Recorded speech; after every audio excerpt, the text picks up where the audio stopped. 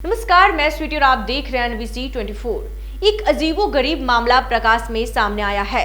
दरअसल बता दें कि 14 वर्ष पहले एक लड़का का यानी कि एक माँ की मौत हो जाती है। उसके बाद बेटे को काफी ज्यादा पिता की ओर से प्रताड़ित किया जाता है और बेटा जो होता है वो अपने घर छोड़कर कहीं दूर चला जाता है। जैसे तैसे करके वो पढ़ाई लिखाई करके एक छोटी सी नौकरी पाता है और उसके साथ दो छोटी छोटी बहनें भी होती है। आपको बता दें कि अब जब वो 14 वर्ष बाद अपने घर लौटता है तो पिता के द्वारा उसे घर में एंट्री नहीं दी जा सकती है।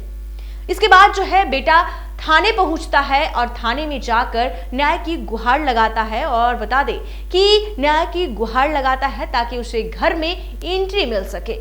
लेकिन पुलिस जो होती है वो पिता को थाने बुलाती है, समझा बुझाकर पूरा मामला शांत करवाता है। उसके बाद पिता अपने बेटे को 1 घंटे के लिए घर में तो ले जाता है, लेकिन 1 घंटे के बाद ही फिर वो बेटे को सर पे हमला कर देता है और फिर मौके से फरार हो जाता है। दरअसल पूरा मामला क्या है हम इस वीडियो में आपको बताएंगे, तो आप इस वीडियो में अंत तक बने रहिएगा। दरअसल बता दें कि पूरा मामला कोतवाली थाना क्षेत्र के C308 ऑफिसर फ्लैट का है। लगभग 14 वर्ष पहले अपनी मां की मौत के बाद शुभम राज पिता के प्रताड़ना से घर छोड़कर चला गया और लंबे समय तक इधर उधर रहा। जैसे तैसे अपनी पढ़ाई पूरी की, अब एक अच्छी कंपनी में नौकरी कर रहा है। शुक्रवार के दिन अपनी 2 बहनों को लेकर पिता के घर पर पहुंचा, लेकिन पिता ने उसे घर में एंट्री नहीं दी। जिसके बाद वो अपनी 2 छोटी बहनों को लेकर शनिवार के दिन थाने पर मदद की गुहार लगाने पहुंचा।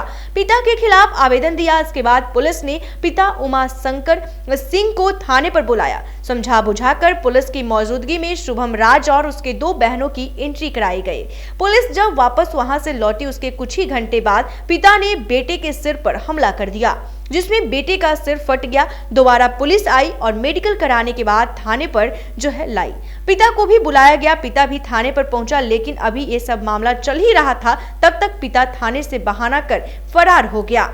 दरअसल बता दें कि शुभम राज जो पीड़ित बेटा है उसका कहना है कि पिता उमाशंकर सिंह रसूखदार है, राजस्व सुप्रीमो लालू प्रसाद के करीबियों में से एक है, जिसके चलते उस समय इसके ऊपर कार्रवाई नहीं हुई।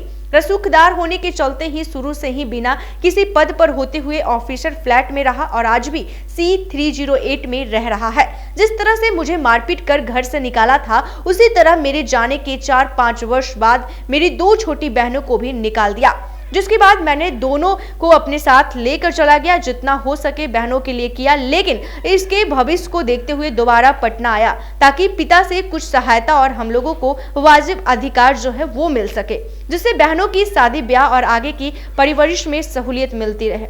ऐसे में बता दें कि पिता होता है जो दूसरी शादी कर लेता है, ऐसा बेटा का आरोप है। बेटे ने बताया कि मां की मौत के बाद हम भाई बहनों को घर से निकालकर पिता ने दूसरी शादी कर ली। दूसरी मां भी नहीं चाहती कि हम लोग साथ रहें।